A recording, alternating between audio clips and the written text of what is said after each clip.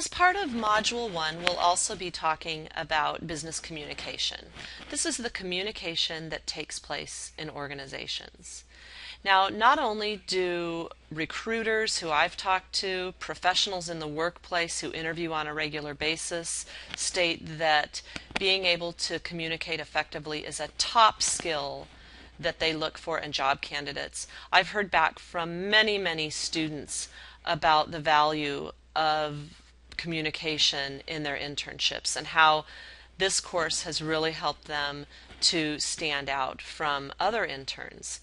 And so one student stated, business communication allowed me to put together professional presentations, learn how to write effectively, and create a professional resume. This really helped me stand out in my internship. Another student stated, business communication allowed her to meet many business professionals. Mock interviews helped her to prepare for her actual interview experience, and putting together so many professional presentations allowed her practice in speaking fluently and effectively in organizations.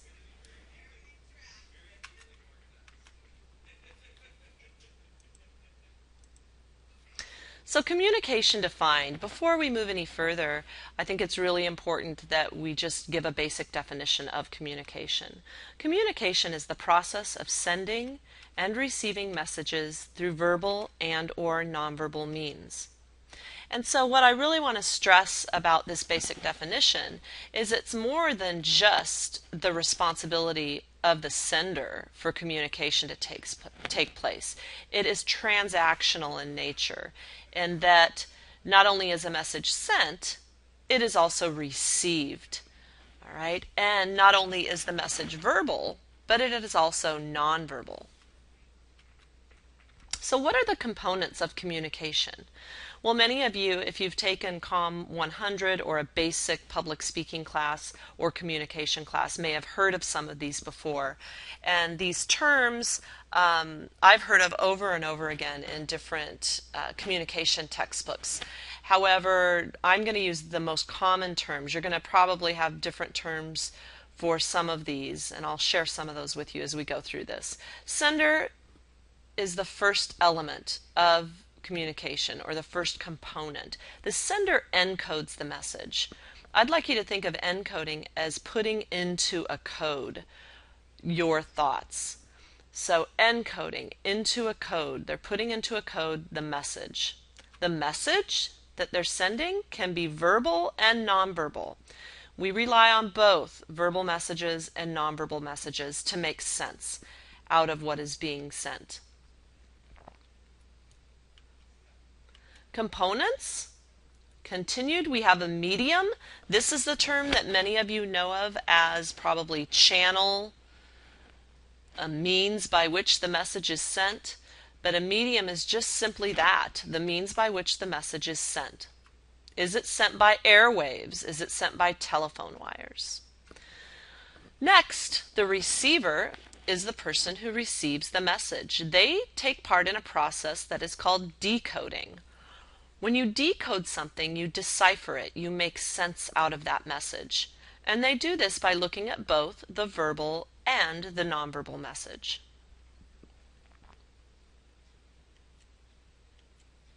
Continuing on with the components, we have feedback. Feedback occurs by the receiver. The receiver takes part in this. It can be verbal and nonverbal, just like the message that was sent. And setting, which is probably one of the toughest components for students to get. The setting is the place where the communication takes place. It's the context. Where is the communication taking place? Lastly, we have barriers. This is also known as interference or noise. Well, the Ober textbook talks about a number of different barriers, and I'm just going to narrow down to some of those that I have seen most commonly listed in different textbooks. Those include verbal barriers. The first one, inadequate vocabulary. An example of this would be many of my internship students return to me and say, sometimes I don't understand what they're saying. I don't understand the terms. Well, that's because the people within the organization are using what is called jargon, which is technical language. As you are there and as you assimilate into these organizations, you'll pick up on what these terms mean. And you know what? It's certainly all right for you to ask if you don't know what a certain term means. That's how you learn. Differences in interpretation? Well, here I'd like to share with you the difference between connotative and denotative. Denotative definitions are the dictionary or standardized definitions. Connotative are the definitions that involve experience, that take into consideration your experience, your feelings, your thoughts surrounding a word. So if you said, I have class tonight. All right, well, we know class is where you go, you probably take some notes, you study, you may participate in an activity. That's the denotative definition of class.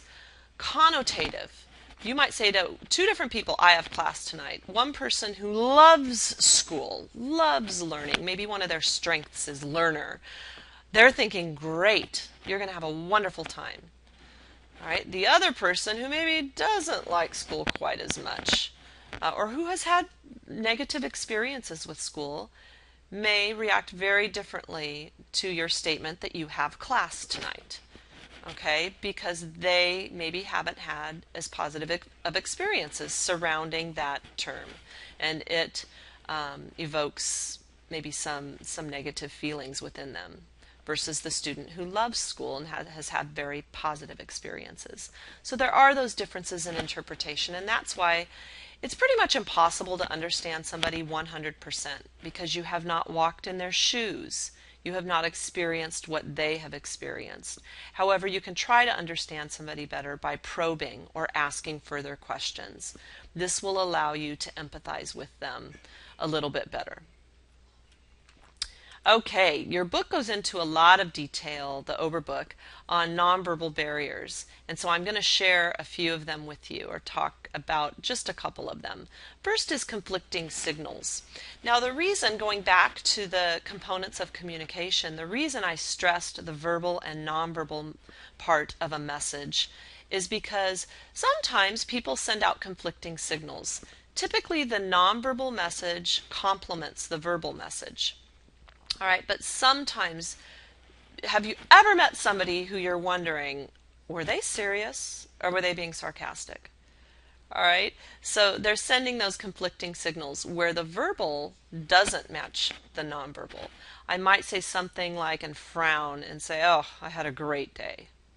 All right, obviously the verbal message does not match the nonverbal. The nonverbal would be shown by my frown and by my tone. And therefore I was being sarcastic, and those conflicting signals sometimes are hard to read with different individuals. Distractions or noise, your book, Ober breaks them down into two different types of noise: environmental noise and competing noise. Environmental noise, probably the easiest way to remember this is it's outside of yourself. All right, it's outside of yourself. It could be a jackhammer outside. There's construction going on, and so it's hard for you to focus in on the message because of that jackhammer. So outside of yourself, an airplane flying by. Competing noise, so it's external. Competing noise is internal. It's within the self. So it may be that you had a headache, and so you're really having a hard time listening or concentrating. You don't feel well. You have a stomach ache. You're cold. Right, you're so cold that you can't focus. All right, so that's internal within the self. A few words of wisdom: competent communicators minimize distractions. Whatever is within your control, whatever you can do to minimize distractions, I would recommend doing. If it means moving to a new spot, moving to a new setting, then do that if that helps you to focus. Sometimes you're not able to control all of these factors, but those that are within your control, I would say take advantage of so that you can listen and communicate effectively. Oral versus written communication. Well, the differences. Some of the differences, obviously one is verbal, one is written. All right. So what though are some of the differences that Ober discusses? Well, oral communication, all right, the beauty of it is that you can adapt your message to the feedback you receive from your receivers. When I'm lecturing, if I look out at a class and I see people frowning, I will usually, without saying anything or saying, are you confused? I will usually just go back and provide an additional example for clarification. With written, you have a chance to really prepare what you want to say, and it's gonna, you won't miss a word. It's not like you're presenting it verbally and there's a chance it may not come out as you intended. You've got it written down, you have a permanent record of it. However, we're missing the nonverbal message. As a receiver, we don't know if you're being sarcastic. So you want to avoid sarcasm in your writing and in your emails as much as possible, because unless you know the receiver very well, you could be perceived of as very rude if they don't know if you're being sarcastic. Once again, you do have that permanent record. It's nice because you can plan it out. However, with verbal, you can adjust to the audience's feedback, much more conversational. Which do you prefer and why? Well, it really varies. I know, having asked students this question many, many times over the years, most of us come to the conclusion it depends on the situation. I know if I have something that I want to make sure every word is perfect, maybe it's something I'm a little uncomfortable about and I put a lot of thought into it, I might want to write it. All right, but for the most part, I really enjoy oral communication because I can gauge the understanding of my audience just by their nonverbal feedback and their verbal feedback. But I can look to those to know if I need to clarify anything. But I really do think it depends on the situation, and I found most students agree with that. Directions of communication. Well, there are 4 different directions of communication that you'll want to be aware of, and these are the formal communication networks found within organizations. The first one is downward, and this is where you receive feedback from like your supervisor. Okay, so it's sent from supervisors to subordinates or to employees. All right, upward, all right, is communication from employees to their supervisors. Now, both of these are really important to make sure that employees understand messages. Many times the issue with downward is supervisors just assume that employees have understood the message that was sent when the employees actually have questions about it or they didn't receive the message. Upward is very, very important for employee morale. There needs to be open channels of communication between employees and supervisors. So you want to make sure, if you're a manager someday, that you keep those lines of communication open so that employees feel comfortable approaching you with questions or any important matters. Horizontal is communication within the same work unit. So you might think of it as communication within the same department. I know if I communicate with somebody from the School of Business, that would be an example of horizontal communication. Cross-channel would be communication across different departments. If somebody from Human Resources contacted me in the School of Business asking me to update my tax forms, that would be an example of cross channels, so communication across departments. Well, there is one informal communication network that I would like you to be aware of, and it is called the grapevine. So the grapevine is the transmission of information through non-official channels within the organization. What is so surprising about this is many times students hear this term and they hear it's the informal communication network. This is the talk that takes place in the break rooms, at the water fountains, in the halls. And most students assume that this information is not accurate. It is not truthful. It's gossip, right? It's rumors. Well, what is surprising about this is 75 to 95% of this information is accurate and 80% is business related. In the grapevine, information travels very, very quickly. Many times employees will know about a company decision or action before it's officially announced. Let me give an example of this. When my husband years ago worked for this one particular organization, he came home one day and told me our company is moving just down the street from our house. They were located in La Jolla and now they're moving down the street. And I said to him, well, did the company officially announce this? And my husband said, well, no, but we're all talking about it. We all know the company is moving. Well, about a week passed. My husband came home and I said, did your company announce it yet that you're moving? And my husband said, no, Kim, but we're already picking out our offices. We have the floor plans of the building and we know what rooms we'll have. Well, it was probably 3 months that passed. And then my husband came home one day and he said, well, they announced it today. By then, I'd forgotten what he was talking about. And I said, announced what? And he said that our company is moving down the street from our house. And we both laughed because it took the formal communication network that much longer to announce the message than in the informal communication network. The grapevine, just information travels so much faster. Good managers would not try to squelch the grapevine. Instead, an effective manager would, because it's going to exist no matter what. So an effective manager would be aware of the messages, or try to be aware of the messages that are flowing through the grapevine, and that if something damaging that is false is flowing through the grapevine, a good manager would probably send out a memo to just put everyone's nerves at rest, to say that, you know, they'd heard this comment being made and it is not true. So a good manager is well aware of what's going on in the grapevine and they have a pulse on it. Ethics and communication, dealing with rules of conduct, the last thing I'm going to talk about in this lecture. Defamation, any false or malicious statement that is communicated to injure a person's good name or reputation.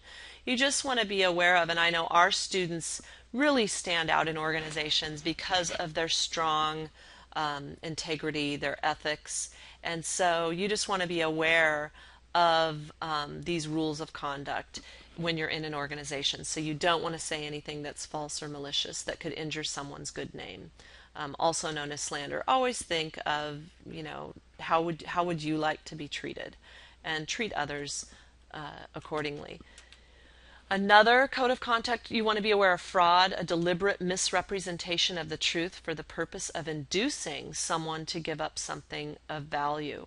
So once again, goes back to, you know, you're providing a deliberate misrepresentation of the truth, not telling the truth. Once again, Point Loma is so proud of our students because they do stand out in the workplace, and they do show God's love in the workplace and make good decisions. And so you just want to be aware of when you're asked or prompted to do something that is along the lines of defamation or fraud, because you want to always tell the truth and make sure that you are taking actions that God would be proud of. Okay. So the example for fraud is selling a car stating it is the only American-made car that comes with leather seats as standard equipment when you know it isn't. Okay. So that is the conclusion of this discussion on business communication. And please keep in mind everything we talked about today regarding communicating in businesses, and do realize that this is a top skill that employers look for, and this is a top skill that students have found. Knowing about business communication and being able to communicate effectively in organizations is a skill that students have found allow them to really stand out during their internships and in the workplace. Thank you. As part of Module 1, we'll be discussing our mission, vision, values, and goals. For this assignment, you'll be typing and submitting a 2-page paper, double-spaced in Times New Roman font, 11 or 12-point font size. And so, for this assignment, you'll start out with an introduction. The introduction in your paper should include 2 parts, an attention getter and a preview of main points. For the attention getter, you could use a short story, it could be a memory from the past, it could also be a rhetorical question. A rhetorical question is, of course, one in which you're posing just to get your reader to think about a topic. You're not expecting a response. So the preview of main points could be stated as simply as, in this paper, I will be discussing my mission, my vision, my values, and my goals. Now you'll also see in eClass that I have sample papers, and so you'll want to take a look at these different introductions and see how they utilize creative attention getters, and then follow with the preview of main points. Once again, those are found in eClass, and they're labeled sample mission, vision, values, and goals papers. A mission. Well, a mission is a statement defining your purpose in life. For instance, a pastor's mission is to create disciples. The formation of the mission, you should be using action verbs. Verbs such as nurture, communicate. The mission statement should inspire, it should excite, and it should be very clear. More importantly, your mission statement should be simple. It should be large enough to encompass a lifetime of activities. For instance, as a professor, as a mother, as a wife, my mission statement should encompass all roles that I have, all parts of my life. So my mission is to serve as a light to others. So in your paper, you'll state your mission clearly and then explain it. So once again, I might start out with, my mission is to be a light to others. And then I would go on to explain how I serve as a light to others, or hope to serve as a light to others, in the workplace, with my colleagues, with my students, also with my children, and how I serve as a light to my husband. And so you want to, in your explanation, touch on all parts of your mission. A mission tip, this is given by Lori Beth Jones, who's an expert on writing mission statements. She says if a 12-year-old doesn't understand it, then it is not a good mission. It should be easily understood. So you should be able to recite it at gunpoint. It should be that simple, she states. And so Lori Beth Jones, once again, who's an expert in helping write mission statements, actually has gone into organizations such as different hospitals, universities, and she said the most challenging part of getting highly intelligent people who have a lot to say to write a mission statement, the most challenging part is getting them to make it simple, getting them to narrow it down, because they want to get every little word into the mission statement. And she said that's not the point of a mission statement. It should be easily understood and very simplistic. All right, so once again, refer to the papers found in eClass for the sample mission statements, and I have shared mine with you. Vision. This is the next part of your paper. So you have your introduction, which is one paragraph, then your mission statement and explanation, which is your second paragraph. Your third paragraph will be your vision. Your vision is a snapshot of a preferred order.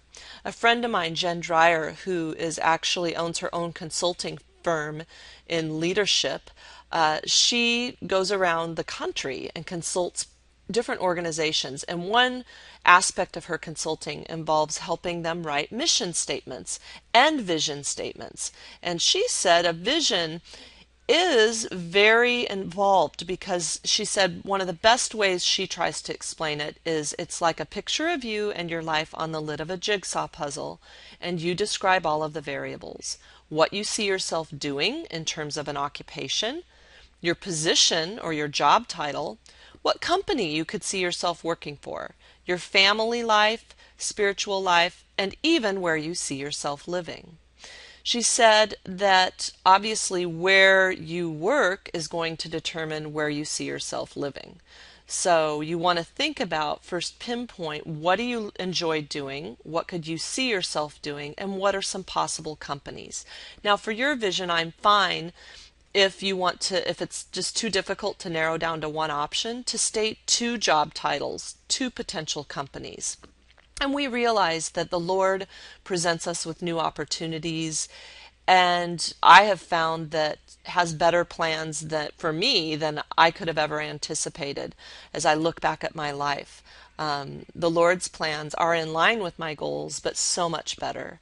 So just keep that in mind, that you want to have something to shoot for, but the Lord does throw you curveballs, presents you with new opportunities, and so your vision may change slightly. But once again, if you walk with the Lord, I guarantee you your vision will be so much better than what you had planned for yourself. So your vision includes, once again, your work life, your family life, where you see yourself living, and for some of you, it may be this beautiful little tiny island. You never know. So once again, with the vision, this is a statement of destination. The whole theory behind this is that it builds momentum. We will work toward making that snapshot or vision a reality once we can actually picture it. So in your paper, your vision should be one long paragraph. It's probably the most detailed paragraph you'll have in your papers. Use descriptive language and once again, make it very detailed. It's okay if you just say, 5 years from now or 10 years from now, I see myself living in. Some students take the stance of they're actually driving up to their home. As I drive into my driveway 5 years down the road, I see my youngest son, Jacob, waiting for me. My golden retriever, Ranger, is also waiting beside Jacob. And so the more detail, the better. Yes, we know some of these things are not in your hands, such as how many children you'll be having, what gender they'll be. But you can always dream and talk about what you would love to have in terms of children, what their names might be. Also, do you think you know who you're going to marry, or in your mind, this is how you would describe the person that you hope to marry? So things like that. And I would like you to choose either 5 or 10 years down the road. 10 years for some students just seems too far off. 5 years seems more realistic, and then vice versa. Some students say 10 years is more exciting to think about rather than 5 years, which is very close. So it's up to you, but let me know in the paper what you've chosen, 5 or 10 years down the road. Once again, sample vision statements or vision paragraphs are found in eClass in the sample mission, vision, values, and goals papers. The next part of your paper is where you talk about 3 values that define your life. And so the definition of values, conceptions about what is good and desirable. And our values motivate our behavior.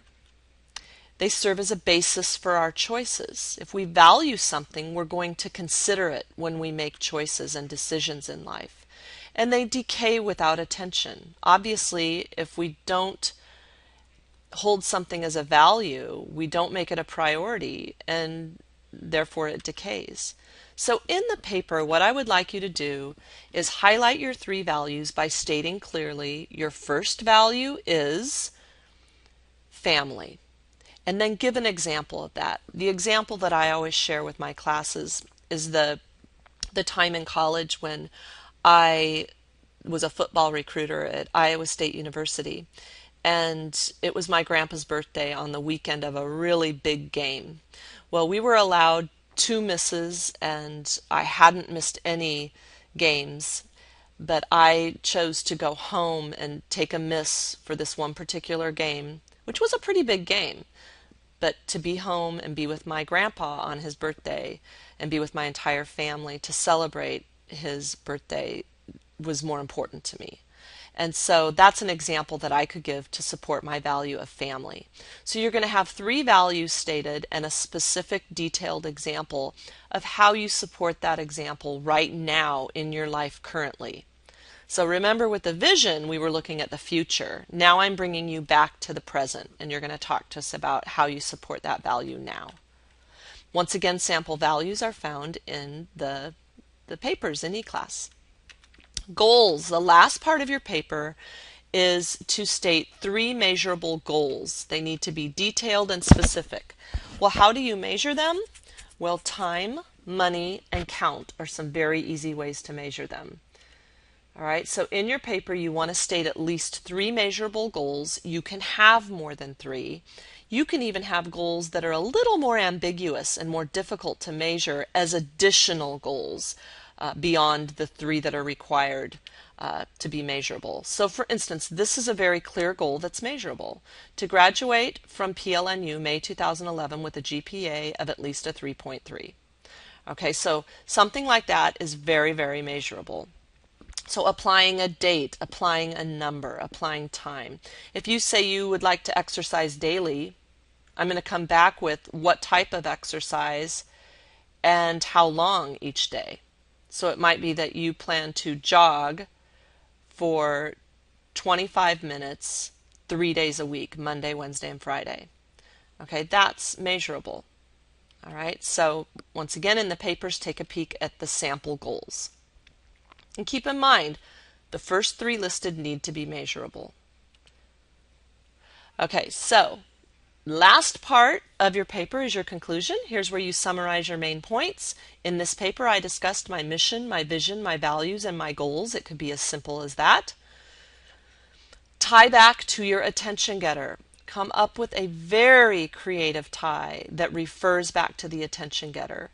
And I know the sample papers in eClass do this quite well. One talks about Alice in Wonderland. They make a reference to that in the attention getter, and then they creatively tie back to it in the conclusion. So once again, take a peek at the sample conclusions contained within the papers in eClass.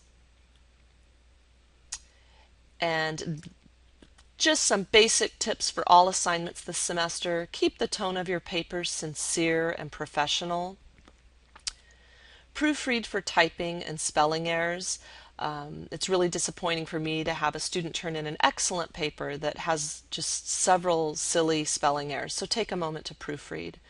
And then for you, if you're turning this in class, staple or clip before class. Otherwise, for you turning it in online, just make sure that you submit it on or before the due date. All right, I look so forward to reading your Mission, Vision, Values, and Goals papers, and thank you so much.